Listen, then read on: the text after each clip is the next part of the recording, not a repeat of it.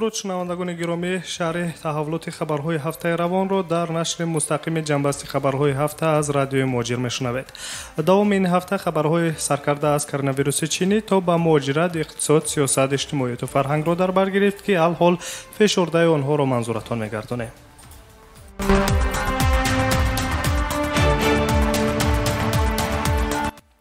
8 феврал дар маркази ҷамъиятии нур ки дар шаҳри Москваи Русия қарор дорад, вохӯрие баргузор гардид, ки дар он аз ҳуқуқҳои шаҳрвандони Тоҷикистон дар хориҷ сухан рафт. Дар ин вохӯрӣ бо ҳамватанони бурунмарзӣ, намояндагони сафорати ҷумҳурии Тоҷикистон дар Федератсияи Русия, масъулони намояндагии хадамоти муҳоҷирати Тоҷикистон, намояндагии хадамоти гумруки Тоҷикистон дар Русия, намояндаи кумитаи андози ҷумҳурии Тоҷикистон дар Русия, намояндагони ташкилоти ҷамъиятии нур ва ҳамватанони бурунмарзӣ ширкат доштанд. Ҷамъомадагон бештар сари масъалаи вазъи ҳуқуқии имрӯзаи шаҳрвандони Тоҷикистон дар хориҷ аз кишвар мунозира намуда қайд доштанд, ки дар Тоҷикистон 1 марти соли ҷорӣ интихоботи парлумонӣ баргузор мегардад, ки шаҳрвандони бурунмарзӣ низ метавонанд бо истифода аз ҳуқуқҳои конститутсионии худ, гарчанде дар хориҷ низ қарор дошта бошанд, дар интихобот ширкат кунанд ва ба номзади арзандаи хеш рай диҳанд.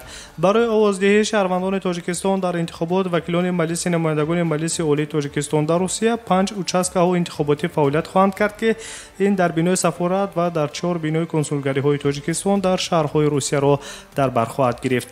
Иброз гардид, ки шаҳрвандони Тоҷикистон новобаста аз оне ки дар кадом давлати хориҷӣ қарор надошта бошанд, ҳамеша таҳти ғамхории давлати Тоҷикистон мебошанд. ҳамватанони бурунмарзӣ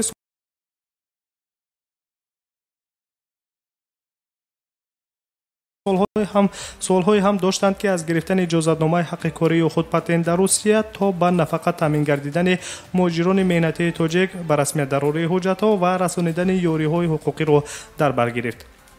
вобаста ба таъмини нафақаи муҳоҷирони кории тоҷик дар Русия бошад, намояндагони сафорати Тоҷикистон дар Русия иброз доштанд, ки чанде пеш ҷониби Тоҷикистону Русия шартномаи байнидавлатӣ дар хусуси ҷалби муташаккилонаи муҳоҷирони кориро ба тасвиб расонидааст, ки ин як заминае мебошад барои омода намудани шартномаи байнидавлатӣ дар хусуси таъмини нафақаи муҳоҷирони кории тоҷик. дар ҳатти суҳбат бо бахши хабарии радиои муҳоҷир, намояндагони сафорати Тоҷикистон хабар доданд, ки вохӯриҳо бо шаҳрвандони Тоҷикистон, ки дар Русия буду бош доранд, идома хоҳанд ёфт. ёдовар мешавем, ки интихоботи парлумонии Тоҷикистон тибқи фармони содирнамудаи президенти ҷумҳурии Тоҷикистон 1 марти соли ҷорӣ баргузор мегардад, ки дар он шаҳрвандони Тоҷикистон бо райдиҳӣ дар интихобот, вакилони маҷлиси намояндагони маҷлиси олии Тоҷикистон, вакилони маҷлиси халқи вилояти мухтори Кӯҳистони Бадахшон, вилоятҳои Суғду Хатлон, шаҳри Душанбе ва шаҳру ноҳияҳои ҷумҳуриро интихоб хоҳанд кард.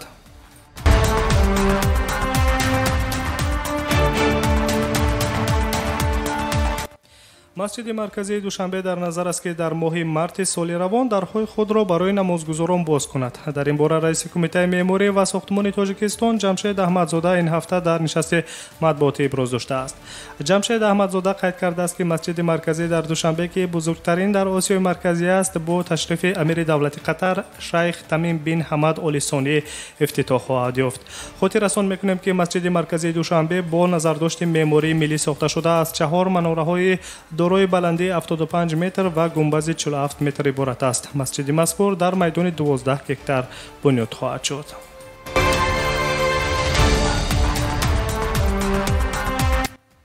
идомаи ҷамъбасти хабарҳои ҳафтаро мустақиман мешунавед. идораи комиссарияти олии созмони милали муттаҳид оид ба гурезагон хушбинии худро оиди қонуни авф, ки тибқи он шаҳрвандони хориҷӣ ва шахсони бешаҳрвандӣ, ки дар Тоҷикистон ғайриқонунӣ ба сар мебаранд, метавонанд ҳуҷҷатҳои худро қонунӣ гардонанд, ибрози хушнудӣ намудааст. қонун дар бораи авф ба хотири қонунигардонии мақоми ҳуқуқии шаҳрвандони хориҷӣ ва шахсони бешаҳрванд дар ҷумҳурии Тоҷикистон рӯзи 11 декабри соли ҷорӣ пас аз ҷонибдорӣ дар парлумони Тоҷикистон 18 декабр аз ҷониби президенти Тоҷикистон ба имзо расид, ки аз 7 январи соли ҷорӣ эътибори қонунӣ гирифт.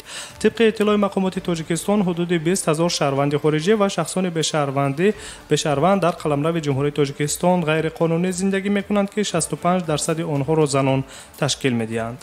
қонун онҳоро аз ҷавобгарӣ озод мекунад ва ба онҳо имкон медиҳад, ки будубоши худро дар Тоҷикистон қонунӣ кунанд.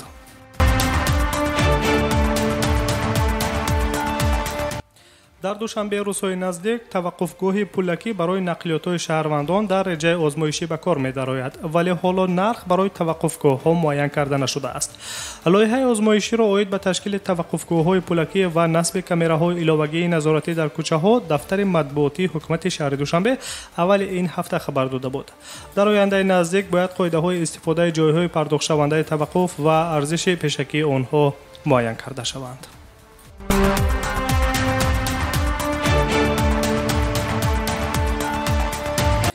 дар душанбе сохтумони манораи баландтарин дар нақша гирифта шудааст ки пас аз бунёд он рамзи озодӣ ва истиқлолият номгузорӣ хоҳад шуд. масоати зербиноии маҷмӯъ бо майдони гулгаштҳояш 2,7 гектарро дар бар гирифта, баландии иншооти меъморӣ ба 121 метр мерасад. манораи мазкур дар боғи навбунёди истиқлолият ки яке аз бузургтарин боғҳои гулгаштиву истироҳатӣ дар Тоҷикистон ба ҳисоб меравад, бояд то 30 солагии истиқлолияти давлатии ҷумҳурӣ то соли 2021 пурра бунёд шавад.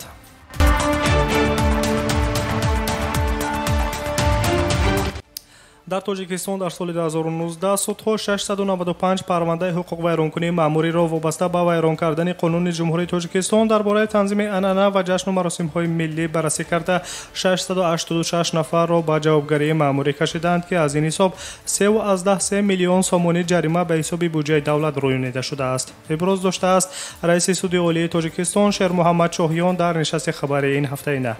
инчунин дар соли 2019 судҳо 15735 парвандаи маъмурии ҳуқуқвайронкунии қонун дар бораи масъулияти падару модар дар таълиму тарбияи фарзандро низ баррасӣ карданд. барои вайрон кардани ин қонун соли гузашта 8553 нафар ба маблағи тақрибан 1,4 миллион сомонӣ ҷарима карда шудааст. ёдовар мешавем ки қонун дар бораи танзими анъана ва ҷашну маросимҳои мардумӣ дар Тоҷикистон соли 2007 қабул карда шуда буд.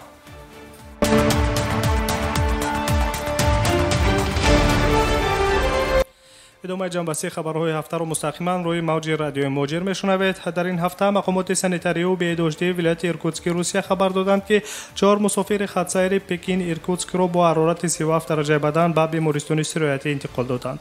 Татьяна Баландина, сардори шуъбаи ҳифзи санитарии дафтари Роспотребнадзор дар вилояти Иркутск ба хабарнигорон гуфта буд, ки нафарони дар бемористон бистаришуда 1 шаҳрванди Русия ва 3 шаҳрванди Ҷумҳурии Тоҷикистон мебошанд, ки дар бадани онҳо баъд аз ташхис табибон нишонаҳои вируси хатарноки тоҷдорро хушбахтона дарёфт накарданд, вале бино ба сабаби ҳарорати баланди бадан онҳо тӯли якчанд рӯз дар бемористон таҳти муроқиби табибон қарор хоҳанд гирифт. ин мусофирон аз хатсайри масири Пекин-Иркутск рӯзи 3 феврал берун шудаанд.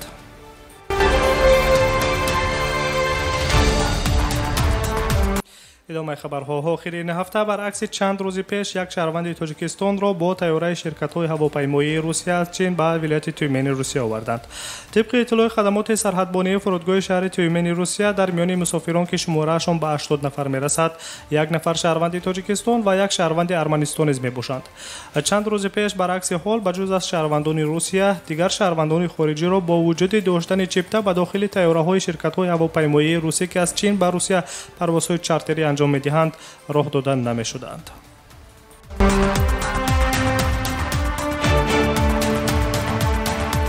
4 феврали соли ҷорӣ ширкати ҳавопаймоии Ӯзбекистон ҳавоиларӣ нахустин бор аз вақти шурӯи коронавирус дар Чин 250 шаҳрванди худро аз Пекин ба Тошканд овард. мақомоти Ӯзбекистон хабар дода буданд, ки ҳамаи бозгаштаҳо дар карантини 14 рӯза ҷойгир карда мешаванд. дар ҳамин ҳол парвозҳои мунтазам байни Ӯзбекистон ва Чин боздошта шудааст.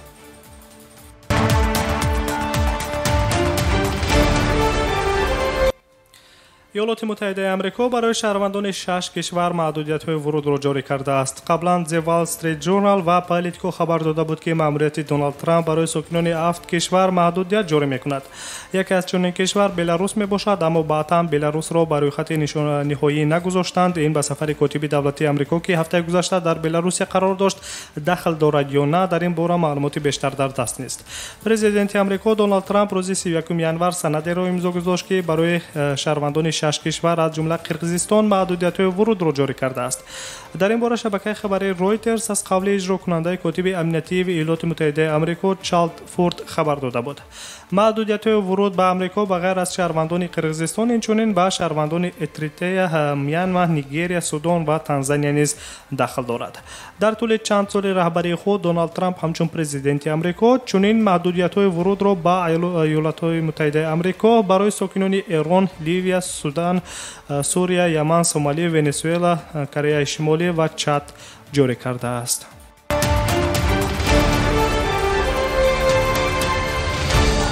идомаи хабарҳо дар ин ҳафта дар ингушистони Русия ҷасади як сокини 23 солаи Тоҷикистонро аз дохили бинои корхонаи мурғпарварӣ дарёфтанд. шаби 4 феврал ҷасади як сокини 23 солаи Тоҷикистон бидуни нишонаҳои марги зӯроварӣ ба беморхонаи марказии ноҳияи Малхабег интиқол дода шудааст. хабар доданд аз хидмати матбуотии Кумитаи тафтишотии Ҷумҳурии Ингушистони Федератсияи Русия. тибқи маълумоти пешакӣ ҷасади ин мард дар ҳамоми бинои маъмурии корхонаи мурғпарварӣ воқеъ дар канори ғарбии шаҳри Малхабег бе нишонаҳои зӯроварӣ ва ё қасдан аз ҳаёт маҳрум сохтан пайдо шудааст. муфаттишон ҳодисаи марги нобаҳангоми шаҳрванди Тоҷикистонро дар бинои корхонаи паррандапарварӣ таҳти тафтиш қарор дода аз рӯи натиҷаҳои ба амаломада тибқи талаботи моддаҳои 144 ва 145 кодекси мурофиавии ҷиноятии Федератсияи Русия қарори дақлдор қабул хоҳанд кард.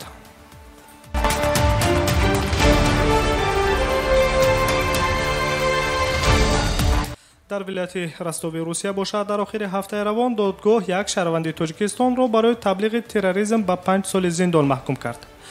дафтари матбуотии додгоҳ аз ин шахс Мирзоев Мустафо Зафарович зодаи Ҷумҳурии Тоҷикистон ном бурдааст. додгоҳ ӯро дар содир кардани ҷиноят мутобиқи қисми 2 моддаи 205.2 кодекси ҷиноятии Федератсияи Русия даъвати оммавӣ ба фаъолияти террористӣ, асоснокунии оммавии терроризм ва ё таблиғи терроризм муттаҳам донистааст. аз 3 то 5 декабри соли 2018 дар ҳоле ки ин шаҳрванди Тоҷикистон Мустафо Мирзоев дар Крим қарор доштааст, дар яке аз мессенҷерҳои шабакаҳои иҷтимоӣ маводеро гузоштааст ки ба гуфтаи айбдоркунандаи давлати он асоснокӣ ва таблиғи терроризмро дар бар мегирад. ҳамин тавр ин шаҳрванди Тоҷикистонро додгоҳ гуногор дониста ба ӯ ҷазо дар намуди маҳрум сохтан аз озодӣ бо нигоҳдорӣ дар муассисаи ислоҳии Низомашпурзор 5 сол таъин кардааст.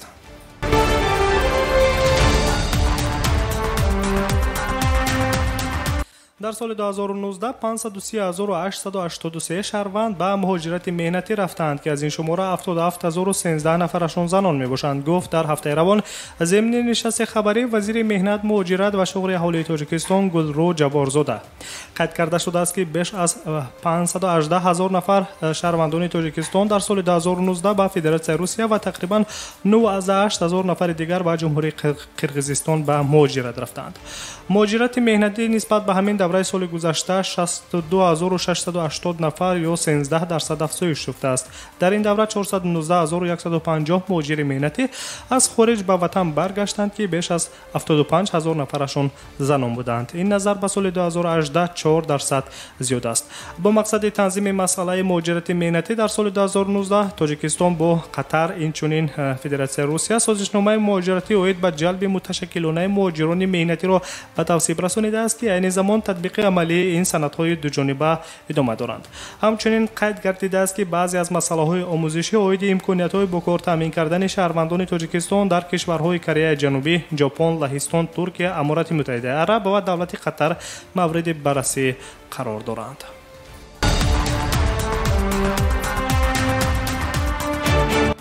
муҳлати хидмат дар сафи қувваҳои мусаллаҳи Тоҷикистон кам карда мешавад. иброз доштааст муовини вазири адлияи Ҷумҳурии Тоҷикистон Абдуманон Холиқзода ҳафтаи равон дар нишасти матбуотӣ бо хабарнигорон. вазорати адлияи Тоҷикистон пешниҳод кардааст ки муҳлати хидмати сарбозӣ дар сафи қувваҳои мусаллаҳи Тоҷикистон аз 2 соли ҳозираш то ба 1,5 сол расонида шавад. лоиҳаи қонун дар бораи кам кардани муҳлати ҳарбӣ аллакай ба ҳукумати Тоҷикистон пешниҳод карда шудааст.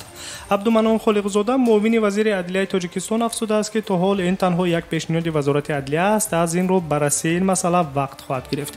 ёдовар мешавем ки ҳоло хидмат дар сафи қувваҳои мусаллаҳи Тоҷикистон 2 солро дар бар мегирад, аммо барои ҷавонони дорои маълумоти олӣ ин давра то 1 сол кам карда шудааст.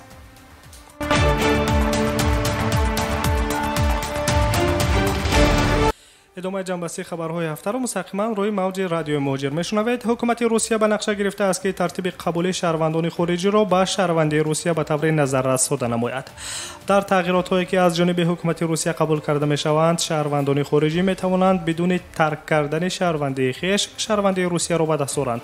خبر داد نشریه کمرسانت از قول منبع خود در حکومت روسیه. قید کرده شده است که ترتیب ساده کردن قبول شهروندان خارجی به شهروندی روسیه به نقشه گرفته شده است. این زمان حکومت با قانون درباره شهروندی فدراسیون روسیه تغییرات آماده کرده ایستاده است.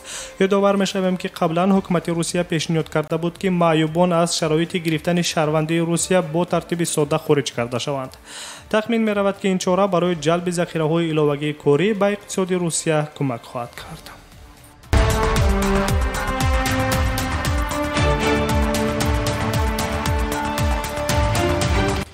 قانون درباره شغل دانشجویان خارجی که آن را پرزیدنت روسیه ولادیمیر پوتین امضا کرده است، ماه سپتامبر سال 2020 اعتبار پیدا می‌کند.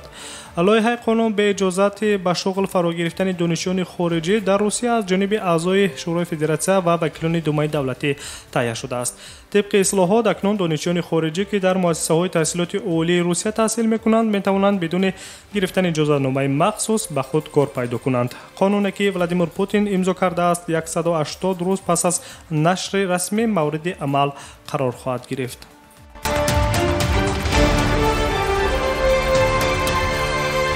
طول یک سال اخیر شرکت هواپیمایی ملی تاجیکستان تاجیکیر تقریبا نصف کارمندان خود را از کار اخراج کرده است. سال 2019 شماره کارمندان شرکت هواپیمایی 525 نفر را تشکیل میداد.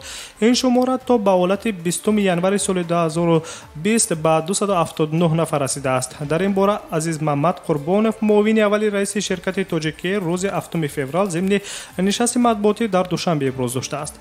دیرکتور اگنتی اویاسیون گراجدانی نزد حکومت تاجیکستان اکرام سبحانزاده بر آن نظر است که شماره کارمندان دو شرکت هواپیمایی وطنی تاجیکیر و سومون ایر در طول سال گذشته تغییرات زیادی نکرده است. قید کرده است که در این دو شرکت 115 نفر خلبانان کار میکنند. گذشته از این سال سپری گردیده شرکت تاجیکیر 8 خلبان‌ها را از خارج گیرو کرده است. اما در این ضمن شرکت تاجیکیر سال گذشته با سبب مشکلات مالیوی 8 ماه پروازها انجام نداده است. مسئولان تاجیکیر قید داشتند که این زمان پروازها توسط یک هواپیمای بوینگ 757-200 در مسیر دوشنبه مسکو دوشنبه در یک هفته 2 مرتبه پروازها انجام داده می شود.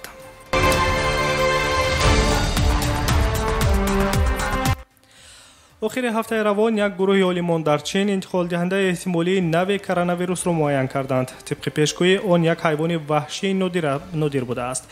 این جانور را در زبان روسی پنگولینگ مینامند که عالمان او را همچون انتقال دهنده فاصله‌ای کرونا ویروس چین نام میبرند. خبر داده بود اینترفکس با استناد به تلویزیون چین.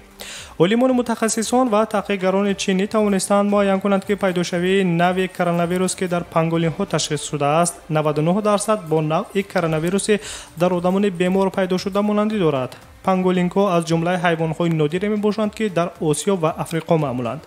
خوراک اساسی این جانور حشرات میباشد. در چین گوشت پنگولین ارزش خیلی بلند داشته در بازار سیاه به ارزش نقره قیاس کرده می شود. عالمان دانشگاه کشاورزی جنوبی چین و متخصصان آزمایشگاه معاصر کشاورزی لینان گواندونگ قید کردند که معلومات دقیق درباره کرونا ویروس از پنگولین‌ها به دست آورده نشده است و تصدیق می‌کنند که این حیوان یگانه پنهان کننده این بیماری نیست. همزمان کارشناسان از شهروندان چین دعوت می‌کنند که به حیوانات وحشی نزدیک نشوند. قبلا عالمان چینی ابراز نظر کردند که شخص میتواند از مار نیز به کرونا ویروس سرایت یابد، چون در چین بسیاری ها نوع‌های گوناگون مار را استعمال میکنند که احتمالیت از مار به انسان ها گذشتن تاج ویروس یا خود کرونا ویروس نیز به وجود می آید.